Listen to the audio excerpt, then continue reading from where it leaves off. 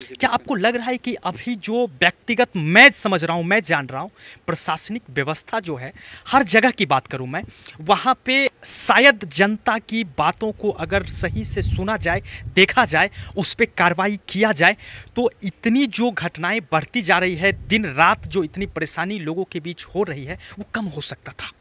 लेकिन आज सभी लोग जान रहे हैं और आप भी अवगत हैं इस चीज़ों से, क्योंकि आप भी एक समाज में रहते हैं, एक गांव में रहते हैं।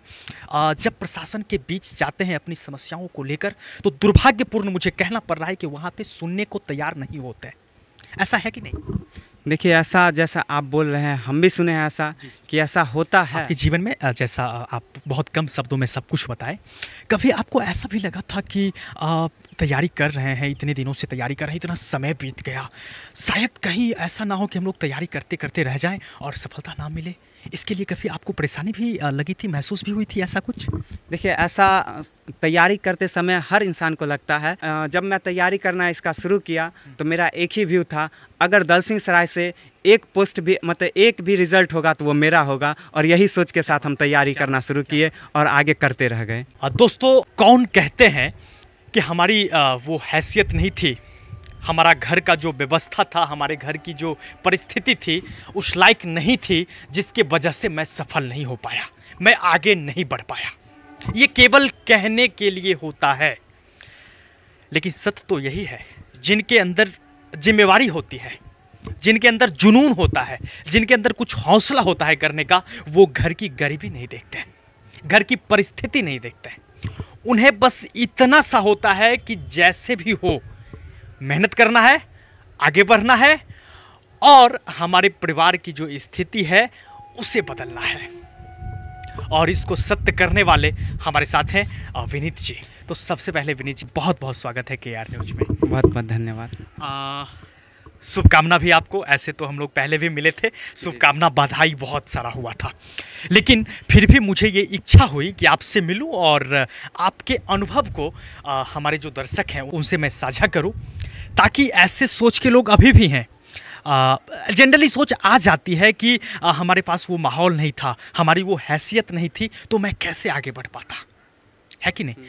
तो आप संक्षिप्त परिचय देते हुए आपका जीवन कैसे अभी तक शिक्षा जगत में चला, इसके बारे में बताएंगे। देखिए, आप तो मेरे बारे में जानते ही हैं, लेकिन जो दर्शक देख रहे होंगे उनको नहीं होगा मेरे बारे में मालूम, तो उनके लिए बता देना चाहता हूँ। मेरा नाम विनीत कुमार है, भटगामा घर हुआ, पिताजी का नाम शंकर महतो है। और जैसा कि पहले एक्सप्लेन कर चुके हैं ये अवधेश जी की, बहुत सारे लोगों को संसाधन की कमी होती है। उनका कहना होता है कि हमारे पास ये नहीं था, हम उस माहौल में नहीं रहे, जिसके वजह से हम ये नहीं कर पाए, वो नहीं कर पाए। तो जैसा हमको लगता है ये सब एक बहाना है। अगर कोई आगे बढ़ना चाहता है, उनके अंदर हौसला है आगे बढ़ने का, तो संसाधन की कमी रास्ते में नहीं आती है। अगर आप करना चाहते हैं तो आपके पास जो भी संसाधन अवेलेबल है, जो कुछ भी है, आप वहाँ से शुरुआत कर सकते हैं और जो चाहते हैं कर सकते हैं। विनीत जी, आपके पिताजी क्या करते हैं? देखिए, मेरे पिताजी ऐसे घर पे एक छोटा सा दुकान है, उसी दुकान चलाते हैं, या यूँ समझिए मजदूर टाइप के इंसान हैं। तो ऐसा घर पे छोटा मोटा है वो दुकान है, बस उसी दुकान पे रहते हैं। और जानते ही हैं कि गांव का दुकान है, कितना चलता है, क्या होता है। तो इसी तरह से चल रहा था हम लोग का जीवन जी। विनीत जी, पिताजी एक दुकान चलाते थे, छोटा सा दुकान इनके पिताजी चलाते थे। विनीत जी, क्या घर परिवार को चलाते हुए बहुत सारा काम होता है, बच्चे का पढ़ाई लिखाई, घर का खाना पीना, दवा, जो भी हो, एक छोटा सा दुकान चला के वो करते थे, उसके साथ साथ पढ़ाई में क्या हेल्प मिलती थी पिताजी से?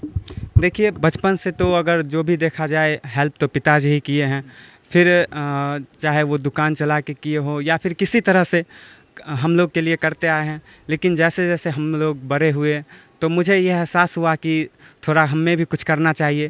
तो इसके लिए हमने ट्यूशन पढ़ाना शुरू किया, कोचिंग पढ़ाना शुरू किया। तो इस तरह से हमें ये लगा कि कम से कम उनके ऊपर जो हमारा बोझ है वो थोड़ा कम हो जाए, ताकि हम भी अच्छे से पढ़ सके, या फिर वो भी अच्छे से रह सके, उन्हें भी लगे कि हाँ, कि हम जो इतने दिनों से कर रहे हैं अपने बच्चों के लिए, तो थोड़ा हमारे ऊपर जो है इसका बोझ कम हो जाए। तो इस तरह से हेल्प थोड़ा मिला ट्यूशन पढ़ा के, कोचिंग पढ़ा के। क्या बात है, क्या बात है। पिताजी जो करते थे, जो मदद करते थे, मदद तो उन्हीं का, सब कुछ दिया हुआ उन्हीं का है, लेकिन उनका बोझ थोड़ा सा कम हो जाए, इसके लिए कोचिंग पढ़ाना शुरू किए, ट्यूशन पढ़ाना शुरू किए कि कुछ तो मदद मिलेगी, कुछ तो हम अपने लिए अर्जन करके हमारी जो खर्चा है, हमें जो पढ़ाई के लिए खर्चा हो रहा है, मुझे कोचिंग करने के लिए जो पैसा लग रहा है, वो किसी तरह मैं अर्जन करूं। ये होती है जिम्मेवारी, ये खुद की जिम्मेवारी होती है। आप विनीत जी, फाइनली आप दरोगा के पद पे चयनित हो गए, आगे क्या करना चाहते हैं? दरोगा के पद पे रह के आगे और तैयारी करना चाहते हैं, या आपका जो सपना था, आपका जो उम्मीद था, वहाँ पे आप पहुँच गए? देखिए, बचपन से तो सपना था कि कुछ ऐसा जॉब एक हो जो डिफेंस से रिलेटेड हो, जिसमें लोगों के बीच जाके उनसे बात करे, उनकी समस्या को सुने, उनका मदद कर सके। तो इस तरह से ऐसा लग रहा है कि दरोगा बन के जो मेरा सपना था वो हम कर सकते हैं। तो ये हम इसे कंटिन्यू करना चाहेंगे। इसके साथ साथ मैं आगे की तैयारी करता रहूँगा।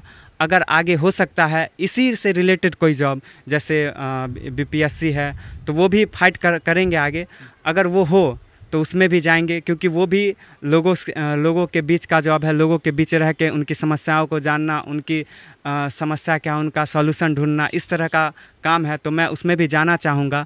अगर नहीं भी होता है तो मैं इसी जॉब में रहते हुए लोगों को हेल्प करना चाहूँगा। और जो एक होता है पुलिस और लोगों के बीच जो गैप होता है, या फिर लोगों के मन में पुलिस के प्रति जो भ्रम है, उसे दूर करने का कोशिश करूँगा। उनके अंदर जो इस तरह का माहौल रहता है कि पुलिस से थोड़ा दूरी बना के रखना चाहते हैं, तो मैं चाहूँगा कि ये जो दूरी है थोड़ा मिटाने की कोशिश करूँगा। चाहे मेरी पोस्टिंग कहीं भी हो, हम कहीं भी रहें, तो इस तरह का काम करने का मेरा मन है। बिल्कुल बिल्कुल बिल्कुल। इस कड़ी में मैं कुछ और बातचीत करूंगा। उससे पहले आपसे मैं ये जानना चाहूँगा, दरोगा के पद पे चयनित होने से पहले आपने और जॉब के लिए तैयारी किया था, या इसके पीछे शुरुआत से ही लगे रहे आप? देखिए, जैसा कि हम पहले भी बता चुके हैं कि हम शुरू से कोशिश थी मेरी कि डिफेंस से रिलेटेड कोई जॉब हो। तो इसके लिए मैंने इससे रिलेटेड बहुत सारे मतलब कि जॉब के लिए एप्लीकेशन फॉर्म भरे थे, उसमें नहीं हो पाया। और इसके साथ साथ एक घर का होता परिस्थिति को देखते हुए और भी अदर जॉब्स के लिए अप्लाई किए थे, क्योंकि वो मेरा सपना था कि एक डिफेंस से रिलेटेड जॉब हो। लेकिन जो परिवार की मांग थी कि कोई भी जॉब हो जाए ताकि परिवार की स्थिति सही से चल सके, तो मैंने और अदर जॉब्स के लिए, जैसे रेलवे हो गया, एसएससी हो गया, उसके लिए भी ट्राई की थी, लेकिन वहाँ नहीं हो पाया। और बहुत मतलब कि अपने आप को सौभाग्यशाली समझता हूँ कि दारोगा का हो गया है, तो ये बहुत अच्छी है।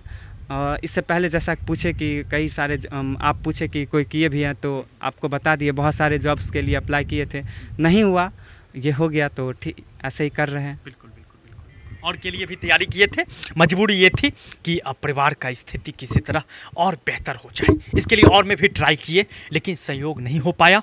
वहाँ पे मेहनत तो थी, लेकिन कहीं ना कहीं कुछ कमी ज़रूर थी, जिसकी वजह से उसमें चयनित नहीं हुए। लेकिन आज फाइनली दरोगा के पद पे चयनित हो गए। विनीत जी, मैं कहा था कि इस कड़ी में मैं और भी बातचीत करूंगा। एक चीज़ आप बताए थे कि प्रशासन और सामान्य जनता के बीच का जो गैप है, मैं उसको ख़त्म करना चाहूँगा। क्या आपको लग रहा है कि अभी जो व्यक्तिगत मैं समझ रहा हूँ, मैं जान रहा हूँ, प्रशासनिक व्यवस्था जो है, हर जगह की बात करूँ मैं, वहाँ पे शायद जनता की बातों को अगर सही से सुना जाए, देखा जाए, उस पर कार्रवाई किया जाए, तो इतनी जो घटनाएं बढ़ती जा रही है, दिन रात जो इतनी परेशानी लोगों के बीच हो रही है, वो कम हो सकता था। लेकिन आज सभी लोग जान रहे हैं, और आप भी अवगत हैं इस चीज़ों से, क्योंकि आप भी एक समाज में रहते हैं, गांव में रहते हैं। जब प्रशासन के बीच जाते हैं अपनी समस्याओं को लेकर, तो दुर्भाग्यपूर्ण मुझे कहना पड़ रहा है कि वहाँ पे सुनने को तैयार नहीं होते हैं। ऐसा है कि नहीं? देखिए, ऐसा जैसा आप बोल रहे हैं, हम भी सुने हैं ऐसा कि ऐसा होता है। लोग अपनी समस्याओं को लेकर जाते हैं प्रशासन के पास, तो उनकी समस्याओं को सुनने में वो देरी करते हैं या सुनने में आनाकानी करते हैं। तो इसका दो रीज़न हो सकता है। पहला रीज़न तो हमें अपने अधिकार के बारे में जानकारी नहीं है, नॉलेज की कमी है, जिसके बारे में हम जाते हैं सिर्फ उनसे रिक्वेस्ट करते हैं, हम अपने अधिकार का उपयोग नहीं कर पाते हैं। दूसरा रीज़न हो सकता है कि वो जो जिस अधिकारी के पास जाते हैं या फिर जिस प्रशासनिक लोगों के पास जाते हैं वो भी अपना पल्ला झाड़ने की कोशिश करते हैं कि मेरे से नहीं होगा, मेरे काम का नहीं है, मतलब ये मेरे अधिकार क्षेत्र में नहीं आता है, या फिर उनके अधिकार क्षेत्र में आता भी है तो वो चाहते हैं कि किसी तरह से निपट जाए खुद मामला। वो चाहते हैं कि हमारे ऊपर बोझ कम हो। जैसे अगर बहुत सारे कोई भी ऑफिस है या फिर कहीं भी पुलिस स्टेशन है तो वो लोग चाहते हैं कि हमारे यहाँ मामला आए, इससे अच्छा है कि लोग खुद में उसे निपटा ले, खुद ख़त्म हो जाए, वो मामला सिमट जाए। तो इस तरह से वो अपने आप को बचाना चाहते हैं। तो ये दोनों रीज़न है मेरे अनुसार। जी बिल्कुल बिल्कुल सही बात है। कहीं ना कहीं ये एक बहुत बड़ी बात इन्होंने बताया कि हम जाते हैं तो केवल रिक्वेस्ट करते हैं, हमें अपने अधिकार के बारे में जानकारी नहीं है और हम उस अधिकार का प्रयोग नहीं करते हैं। मैं एक चीज़ बता दूं, वाकई में अगर हम लोग अपने अधिकार की मांग करें, केवल अपने अधिकार पे डटे रहें, तो शायद कोई भी अधिकारी ऐसे नहीं है जो आपका अधिकार नहीं देंगे, निश्चित रूप से देंगे। बस इसके लिए एक होना हर लोगों को पड़ेगा। ये मेरी समस्या है, उसको क्या मतलब मेरे से, या ये उसकी समस्या है, मुझे क्या मतलब उससे। ऐसे में सब लोग परेशान होते रहेंगे, है कि नहीं? हाँ बिल्कुल है। कहीं ना कहीं हम लोगों को एकजुटता भी लानी पड़ेगी, जी बिल्कुल, है कि नहीं? अगर एकजुटता लाएंगे तो निश्चित रूप से हमारी बातों को सुना जाएगा। हाँ बिल्कुल, ये आप सही कह रहे हैं। ऐसा होता है कि कुछ काम जो होते हैं, जैसे कुछ अधिकारी के पास अगर हम जाते हैं, सिंगल जाते हैं तो वो आनाकानी करते हैं सुनने में। अगर वहाँ हम समूह बना के जाए, दो चार 10 लोग एक साथ जाए तो वो सुन सकते हैं हमारी बातों को। लेकिन होता क्या है कि हम लोग जिस समाज में रह रहे हैं, यहाँ अधिकतर लोग स्वार्थी होते हैं। वो ये समझते हैं कि ये समस्या उसका है, मेरे साथ आएगा तो हम सोचेंगे, ये समस्या जो हुआ है वो उस आदमी का है, वो खुद समझे। तो इस तरह से होता है वो, या फिर वो सोचते हैं कि हम उसका हेल्प करेंगे, इससे हमको क्या फ़ायदा होगा। तो या फिर ये भी सोचते हैं कि हम उसके समस्या में हेल्प करें, इससे क्या होगा कि हम भी उस समस्या में घिर जाएंगे। तो इस तरह से लोग बचना चाहते लोग भी। तो अगर देखा जाए, अगर वो लोग एक दूसरे का हेल्प करें, एक दूसरे की समस्याओं को बैठकर समझे, तो कुछ समस्या है तो खुद से सुलझा सकते हैं। और अगर खुद से नहीं सुलझता है तो ग्रुप बना के जाएंगे किसी के पास, तो वो ज़रूर समस्या को सुनेंगे। एकता में बल होता है, ये हम लोग जानते हैं निश्चित रूप से। विनीत जी, एक चीज़ मैं और आपसे पूछना चाहूँगा। अभी की जो प्रशासनिक व्यवस्था है ये भी आप जान रहे हैं, आगे क्या होगा ये तो आप युवाओं जो निकल रहे हैं, अभी इस पद पे जा रहे हैं, ये उनका मानसिकता बताएगा कि आगे जाके वो किस तरह से अपना सेवा देना चाहते हैं। आप व्यक्तिगत अपने बारे में बताएंगे कि आप इस पद पे भी आ गए हैं, जब आप कार्यरत हो जाएंगे तो आपका क्या शैली रहेगा काम करने का? देखिए, जो पहले भी बता चुके हैं कि जब मैं इस पोस्ट के लिए सेलेक्ट हुआ हूँ तो मैं कोशिश करूंगा इस पोस्ट की गरिमा को बनाए रखूं, ईमानदारी के रास्ते पे चलते हुए अपने कर्तव्यों का पालन करूं और जनता और प्रशासन के बीच में जो ये गैप है उसको कम करने का कोशिश करूंगा।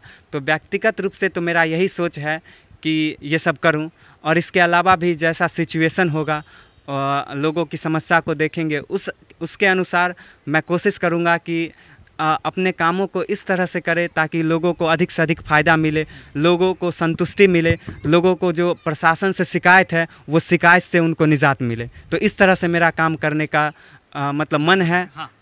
ऐसा करना चाहता हूँ। जी बिल्कुल।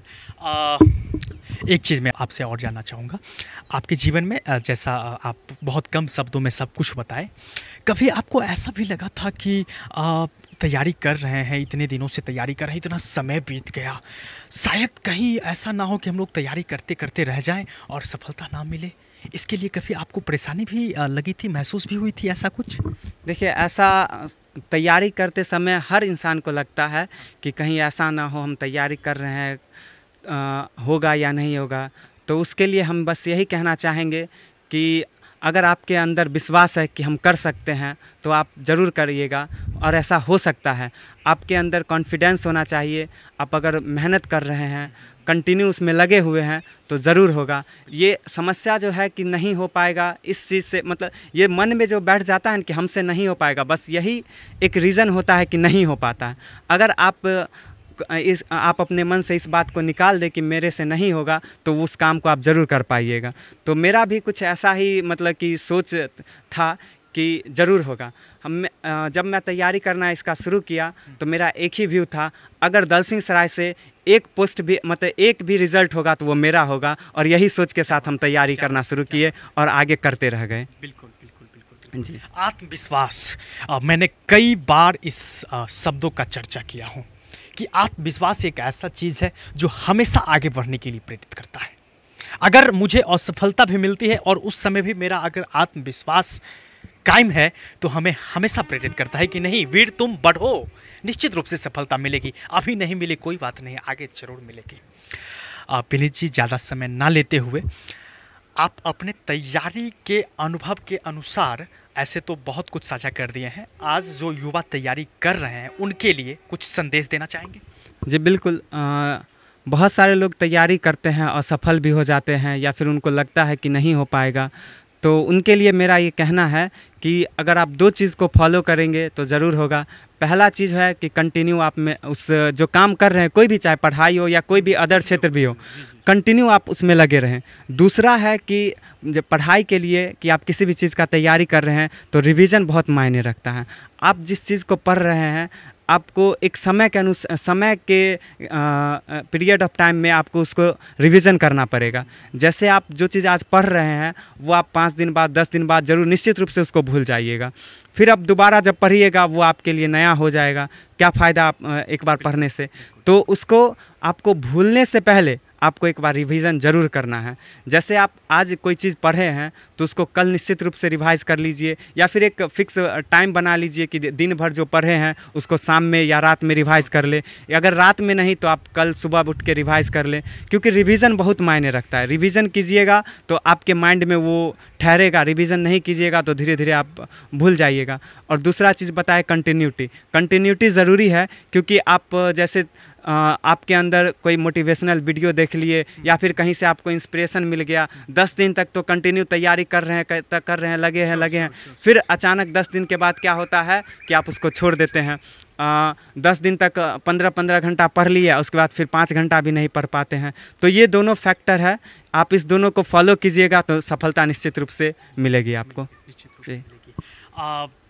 मोटिवेशन मिला, वीडियो देखे, कोई लोग हमें मोटिवेट किए तो 2-4 दिन 10 दिन हम लगातार प्रयास किए, उसके बाद वो चीज़ें ख़त्म हो जाती है, हमारे अंदर की जुनूनें, हमारे अंदर की जो जज्बा है वो ख़त्म हो जाती है, कहीं ना कहीं हम वहाँ पे पीछे हो जाते हैं। ऐसा नहीं होना है, निश्चित रूप से मेहनत करेंगे, सफलता मिलेगी। विनीत जी, एक चीज़ लोग कहते हैं कि हर इंसान की सफलता के पीछे किसी न किसी का हाथ होता है, चाहे वो कोई एक पर्सन निश्चित रूप से होते हैं जो लगातार उन्हें मोटिवेट करते हैं, लगातार उन्हें हिम्मत देते हैं कि बेटा आगे बढ़ो, बाबू आगे बढ़ो, ऐसा होगा वैसा होगा। आप किसको देते हैं श्रेय अपनी सफलता के लिए? देखिए, मेरे सफलता का श्रेय बहुत सारे लोगों को है, जैसे माता पिता है, भाई है, दोस्त है, और भी बहुत सारे लोग हैं जो मेरे सफलता के लिए उन्होंने कोशिश किया, मुझे इंस्पायर किया, और उनको देखकर मुझे ऐसा लगा कि मुझे सफलता प्राप्त करना ही है, क्योंकि अगर सफल होंगे तो मैं उनके सामने मतलब कि खुद को एक्सप्लेन कर सकते हैं कि हाँ कि मैं कुछ करना चाहता था और किया। और दूसरी तरफ जो परिवार की स्थिति थी तो वो बहुत मायने रखती है। मुझे वहाँ से भी इंस्पिरेशन मिला कि मुझे करना ही होगा, अगर नहीं कर पाएंगे तो वर्षों से जो मेरा परिवार जिस कंडीशन में है, जिस कंडीशन से जूझ रहा है, वो आगे भी ऐसा ही रहेगा। अगर मैं नहीं कर पाया तो आगे कोई करने वाला है नहीं। तो वो बहुत बड़ी इंस्पिरेशन का सोर्स रहा मेरे लिए कि उनके लिए मैं किया। और भी दूसरी तरफ बहुत सारी बातें होती है, जैसे दोस्त लोग, बहुत सारे लोग, बहुत से दोस्त हैं जो अच्छे अच्छे पोस्ट पे चले गए, तो उनको देखकर भी इंस्पिरेशन मिलता है कि अगर वो अच्छे पोस्ट पे है तो मुझे भी जाना है। वो आज अच्छी सैलरी प्राप्त कर रहे हैं या फिर बहुत अच्छे पोजीशन में है तो मुझे भी करना है। तो ये सब रीज़न रहा, मेरे इंस्पिरेशन का सोर्स बना, यही सब है। बिल्कुल बिल्कुल। दोस्तों, कुछ अच्छा देखकर आगे नहीं बढ़ा जाता है, कुछ कमियों को देखकर भी आगे बढ़ने की हौसला मिलती है। जैसे परिवार की जो स्थिति थी ये इसी तरह ना रहे, इसको हम किसी तरह और बेहतर बनाएं। कहीं ना कहीं ये भी एक रीज़न था। दोस्तों को आगे बढ़ते देखकर वहाँ से भी हौसला मिला कि वो अच्छा करें तो मैं भी क्यों ना करूँ, मुझे भी जल्द से जल्द अच्छा करना है। इसके लिए भी मेहनत करना शुरू किए और सारा का सारा जब पूरा हो गया तो उसका परिणाम आज हमारे सामने दरोगा के पद पे ये चयनित हो गए। तो बहुत बहुत शुक्रिया और बहुत बहुत आपको बधाई, शुभकामना भी कि अभी तक आप जहाँ पे पहुँचे हैं वहाँ पे ना रहें, आप आगे जिसके लिए मेहनत करेंगे आपको वहाँ भी सफलता मिले, इसके लिए आपको बहुत बहुत शुभकामना। और तो बस यहीं पे हम लोग अब समाप्त बहुत बहुत करेंगे। धन्यवाद अवधेश जी, जो आप मतलब कि जैसे आप अपना कीमती वक्त निकाल कर मेरे पास आए हैं, उस मतलब इस तरह से ये होगा कि बहुत सारे लोग सुनेंगे, उनके अंदर भी इंस्पिरेशन होगा कि एक गांव का लड़का आज दरोगा बना है। तो जिनके पास साधन नहीं है वो भी सोचेंगे कि उसके पास भी तो साधन नहीं था, वो भी तो बहुत सारे कमियों से जूझते हुए यहाँ तक पहुँचा है, तो उनको भी एक इंस्पिरेशन मिलेगा, वो भी करेंगे। तो आपके चैनल के माध्यम से बहुत सारे लोगों को फ़ायदा मिलेगा, इसके लिए बहुत बहुत धन्यवाद आपको भी। बहुत बहुत शुक्रिया। दोस्तों, आप सबों के शुभकामना का इंतजार है हमारे विनीत भाई के लिए। निश्चित रूप से आप लोग शुभकामना दीजिएगा कि ये आगे और बेहतर करें। और कैसा लगा विनीत भाई से मिलकर निश्चित रूप से बताइएगा। फिर मिलते हैं, तब तक के लिए श्री राधे, जय